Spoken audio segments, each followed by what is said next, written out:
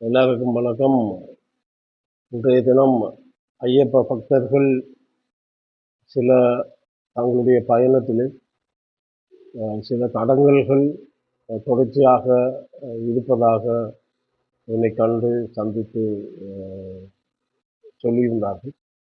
அதை குறிப்பாக அவர்கள் அவசர கால கடவுச்சீட்டு பெறுவதற்கான பல கஷ்டங்களை தாங்கள் படுவதாகவும், மற்றது விமான டிக்கெட் சம்பந்தமாக கூடுதலான விலையிலே அறவீடு செய்வதாகவும் அவருடைய கோரிக்கைகள் இருந்தது. உண்மையிலே அந்த கோரிக்கை நியாயமாக இருக்கின்ற காரணத்தால் ஜனாதிபதியிடமோ அல்லது பிரதமரிடமோ இந்த விடயங்களை நாங்கள் பேசி அவர்களையும் அழைத்து அவர்களை சந்தித்து இதற்கான ஒரு மாற்று வழியை கையாளுகின்ற சூழலை நாங்கள் உருவாக்க வேண்டும். அடுத்தது வருடத்துக்கு ஒருக்கா இந்த ஐயப்ப பக்தர்கள் கூடுதலாக இலங்கையிலிருந்து செல்லுகின்றபடியால் இந்த விலக்கழிவு என்பது விமான டிக்கெட்டை பொறுத்தவரை விலக்கழிவு என்பது கொடுக்கப்பட வேண்டும். இப்படி ஒவ்வொரு சமயத்திலும் நடைபெற்று கொண்டிருக்கின்ற அது நடைபெற வேண்டும் என்ற ஒரு நிலைமை இப்பொழுது இருக்கிறது. அந்த வகையிலே புதிய அரசாங்கம் இந்த சமயம் சார்ந்த விடயங்களிலே அது வெளிநாடு போவதாக இருந்தால் விலக்கழிவை கொண்டு வருகின்ற ஒரு சந்தர்ப்பத்தை உருவாக்க வேண்டும். அதைவிட விசா அல்லது பாஸ்போர்ட் எடுப்பதற்கான சூழல்களை விரிவுபடுத்தி அவர்கள் எந்தொரு பிரச்சனையும் இல்லாமல் தளங்கள் இல்லாமல் அந்த தாங்களுடைய தேவையை பூர்த்தி செய்கின்ற வகையில் இலங்கை அரசாங்கம் செயல்பட வேண்டும் என்பது என்னுடைய கோரிக்கை.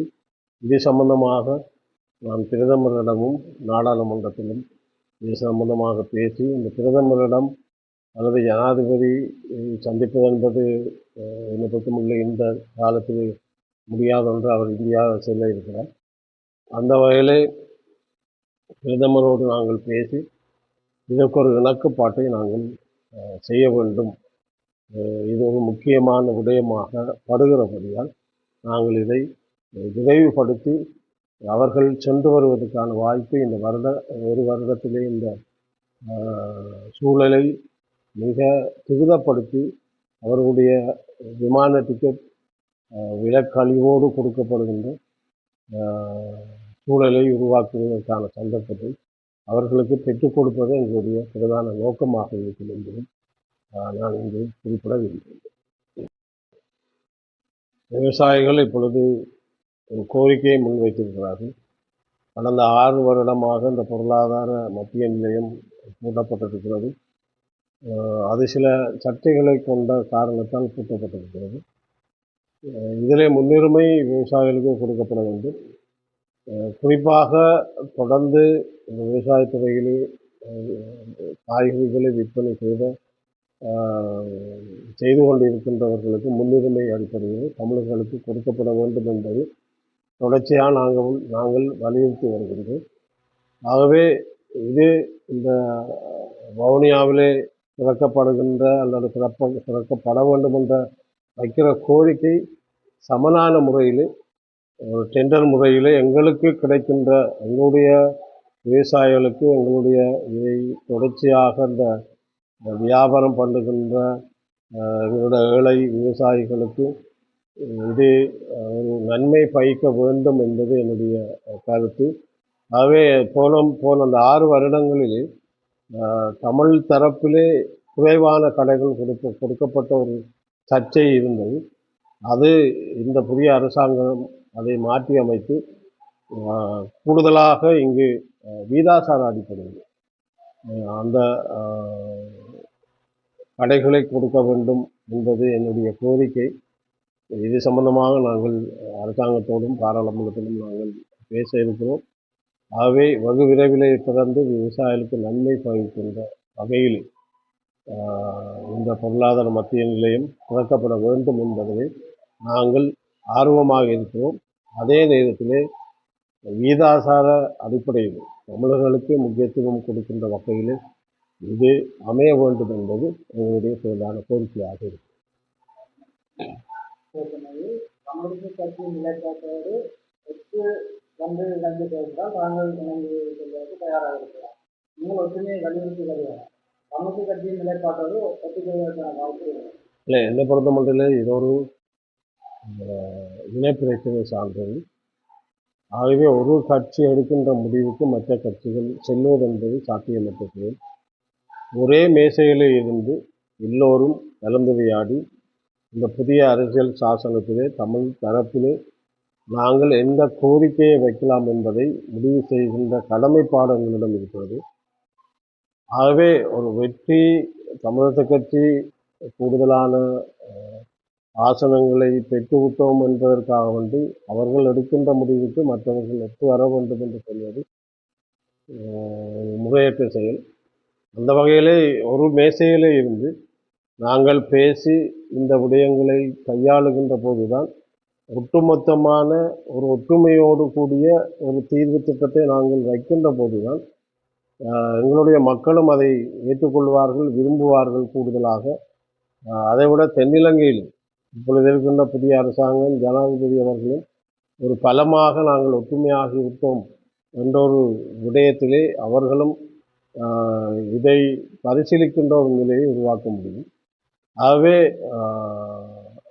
நாங்கள் செய்வோம், நீங்கள் ஏற்றுக்கொள்ள வேண்டும் என்றெல்லாம் சொல்வது அது அது ஒரு சாத்தியமற்ற ஒரு விடயமாகத்தான் நான் பார்க்கிறேன். அது சுமந்திரன் அவர்களுக்கு நன்றாக தெரியும். எல்லோரையும் இதில் இணைத்து இந்த புதிய அரசியல் சாசனத்திலே எங்களுடைய தரப்பு சார்பாக நாங்கள் கொடுக்கின்ற விடயங்கள் ஒற்றுமையாக கொடுக்கின்ற ஒரு சூழலை உருவாக்குவது அவரும் அதற்கு ஒத்து வருவார் என்று நினைக்கின்றேன். தமிழ் கட்சியும் அதற்கு ஒத்து வரும் என்று நான் நினைக்கின்றேன்.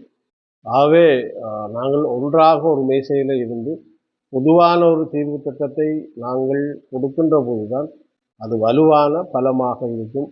இல்லை தனித்தனியே கொடுத்தோம் என்றால் புதிய அரசாங்கம், புதிய ஜனாதிபதி அதை வைத்து கொண்டு அரசியல் நடத்துகின்ற வாய்ப்புகளை உருவாக்க கூடும். இந்த வகையிலே நாங்கள் பிரிந்து சென்றதால் இந்த தேர்தலிலே பல பாடங்களை கற்றிருக்கிறோம்.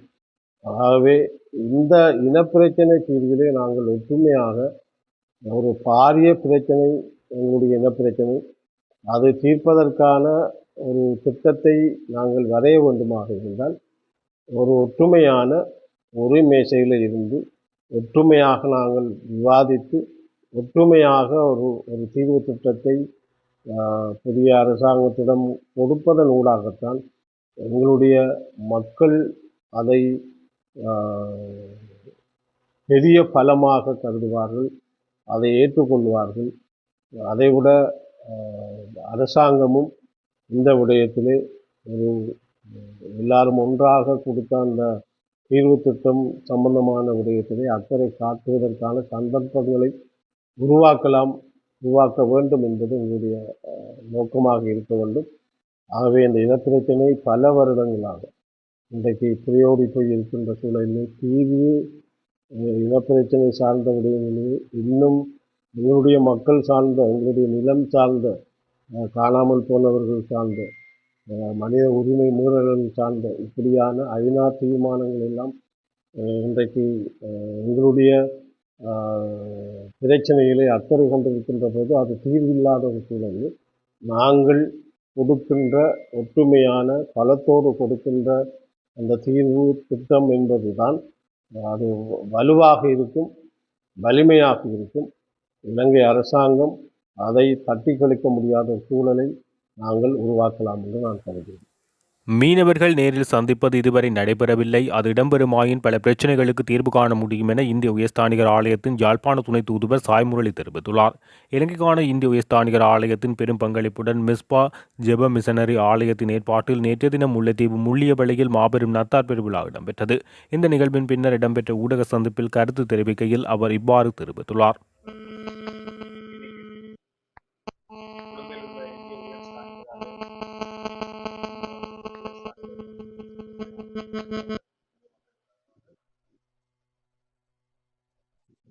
விஸ்பா பிரேயர் மிஷனரி சர்ச் சம்பந்தமான மாணவர்களுக்கு இந்திய மக்கள் சார்பாக கல்வி சம்பந்தமான அனுமதிகளை வழங்கும் இந்த நிகழ்வு கலந்து கொள்வது பெருமகிழ்ச்சி.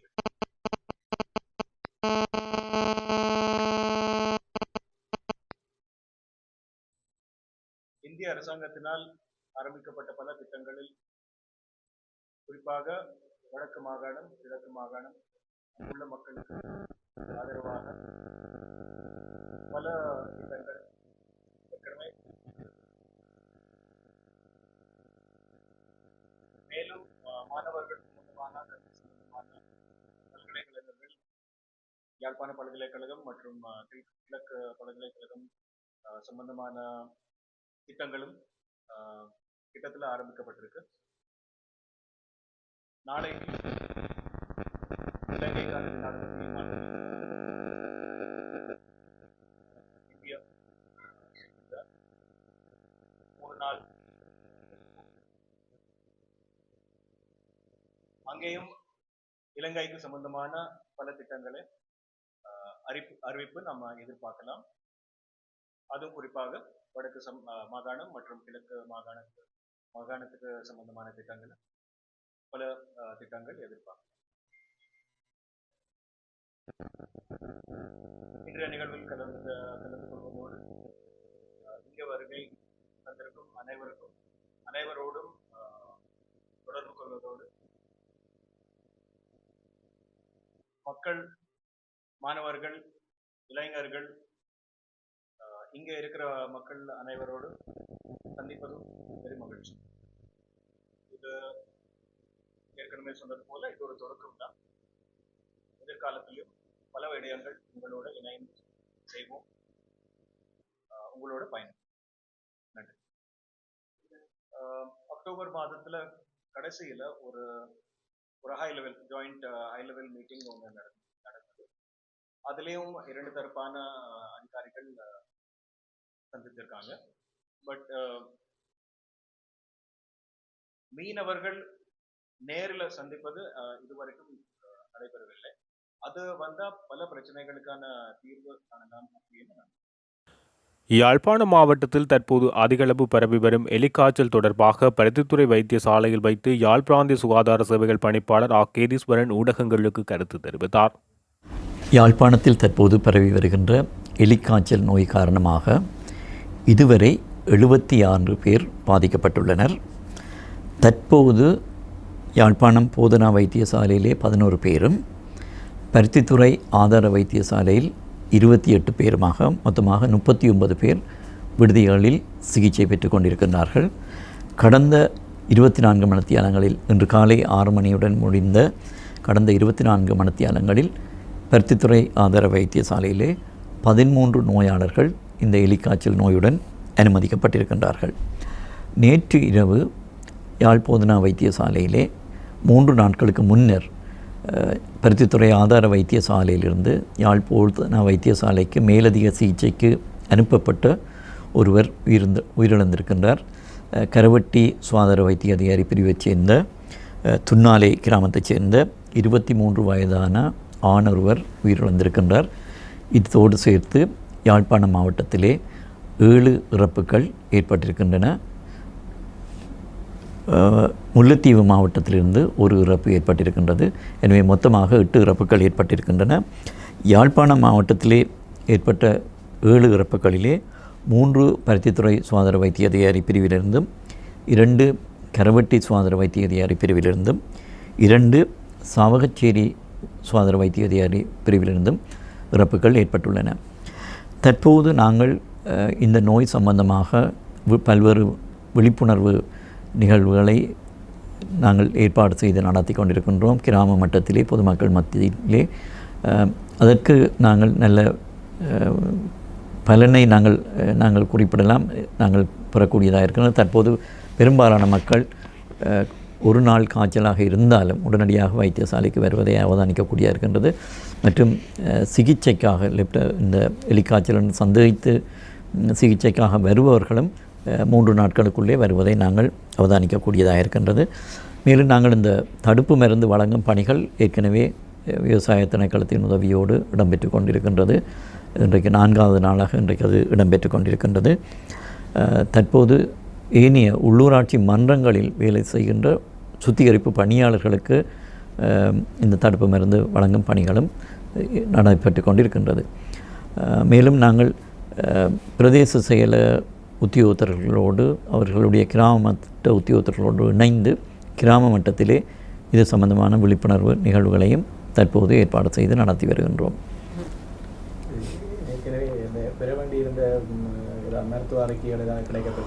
இல்லை, அந்த அறிக்கைகள் இன்னும் கிடைக்கப்பெறவில்லை. அது கிடைக்க பெற்றவுடன் நாங்கள் சொல்லக்கூடியதாக இருக்கும். இந்த எலிக்காய்ச்சல் நோயானது எலி, ஆடு, மாடு, பன்றிகள் போன்ற மிருகங்களின் எச்சங்களிலிருந்து, குறிப்பாக சிறுநீர் மூலமாகத்தான், அதாவது இந்த நிலத்திலே அல்லது வயல்களிலே, சேற்று நிலங்களிலே, வெள்ள நீரிலே கலப்பதன் மூலம்தான் இந்த எலிக்காய்ச்சல் நோய் பரவுகின்றது. எனவே இந்த பிரதேசத்தில் இருக்கின்ற கால்நடைகள், குறிப்பாக மாடுகளிலிருந்து இரத்த மாதிரிகளை பெற்று அவற்றை கொழும்புக்கு அனுப்பக்கூடிய ஏற்பாடுகளை நாங்கள் செய்து கொண்டிருக்கின்றோம். இதற்காக நாங்கள் கால்நடை உற்பத்தி திணைக்களத்தின் உதவியை கேட்டிருக்கின்றோம்.